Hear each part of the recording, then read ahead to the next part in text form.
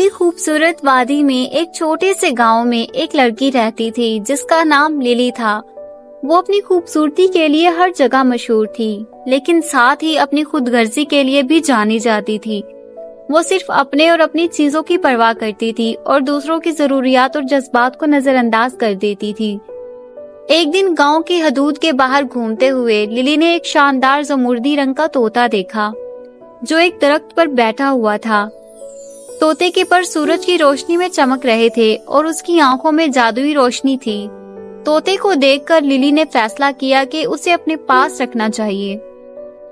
آؤ طوطے، للی نے ہاتھ بڑھاتے ہوئے کہا۔ حیرت کی بات یہ تھی کہ طوطا اڑ کر اس کے کندھے پر آ بیٹھا۔ میں کوئی عام طوطا نہیں ہوں، طوطے نے کہا۔ میں ایک جادوئی طوطا ہوں اور میں تمہاری 3 خواہشات پوری کر سکتا ہوں، لیکن ہوشیار رہنا کیونکہ خود غرضانہ خواہشات ہمیشہ مصیبت لاتی ہیں۔ طوطے کی وارننگ کو نظر انداز کرتے ہوئے للی نے اپنی پہلی خواہش ظاہر کی۔ میں چاہتی ہوں کہ دنیا کا سارا سونا اور جواہرات میرے ہو جائیں۔ فوراً ہی اس کا گھر چمکتے ہوئے خزانے سے بھر گیا۔ للی بہت خوش ہوئی، لیکن کچھ دن گزرنے کے بعد اس نے محسوس کیا کہ سونا اور جواہرات اسے خوشی نہیں دے رہے۔ اس کے برعکس اس کے پڑوسی جو پہلے دوستانہ تھے اب اس سے حسد کرنے لگے اور اس سے دور رہنے لگے۔ پریشان ہوئے بغیر للی نے اپنی دوسری خواہش کی۔ میں چاہتی ہوں کہ دنیا کی سب سے خوبصورت لڑکی بن جاؤں۔ ایک بار پھر طوطے نے اس کی خواہش پوری کی۔ اس کی خوبصورتی بے مثال ہو گئی، لیکن اس سے اسے اور بھی زیادہ تنہائی محسوس ہونے لگی، کیونکہ لوگ یا تو اس سے خوف زدہ ہوتے یا اس کا فائدہ اٹھانا چاہتے تھے۔ مایوس اور ابھی بھی غیر مطمئن للی نے اپنی آخری خواہش کی۔ میں چاہتی ہوں کہ میں ایک وسیع سلطنت کی ملکہ بن جاؤں۔ جادوئی طوطے نے افسوس کرتے ہوئے اس کی خواہش پوری کر دی۔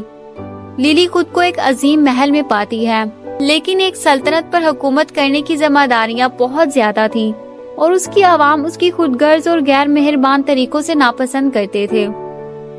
مایوس اور ناخوش للی نے آخری بار طوطے سے سوال کیا، میں خوش کیوں نہیں ہوں؟ میرے پاس وہ سب کچھ ہے جو میں چاہتی تھی۔ طوطے نے مہربان نظروں سے اس کی طرف دیکھا۔ حقیقی خوشی خود غرضانہ خواہشات سے نہیں آتی، یہ محبت، مہربانی اور دوسروں کے ساتھ اپنی چیزیں بانٹنے سے آتی ہے۔ اپنی غلطیوں کا احساس کرتے ہوئے للی نے ایک اور موقع کی بھیک مانگی۔ طوطے نے اس کی سچائی دیکھ کر اسے دوسرا موقع دینے کا فیصلہ کیا۔ میں تمہاری خواہشات واپس لے لیتا ہوں اور تمہیں ایک محبت سے بھرپور دل دیتا ہوں۔ اس دن کے بعد للی نے بدلنا شروع کیا۔ اس نے اپنی نئی محبت اور مہربانی کو دوسروں کی مدد کرنے، اپنے وسائل بانٹنے اور خوشیاں پھیلانے کے لیے استعمال کیا۔ گاؤں والوں نے اس کی تبدیلی کو دیکھا اور اسے دوبارہ اپنی زندگیوں میں خوش آمدید کہا۔ للی نے دوستی اور محبت میں حقیقی خوشی پائی، یہ ثابت کرتے ہوئے کہ مہربانی کا جادو کسی بھی خواہش سے کہیں زیادہ عظیم ہے۔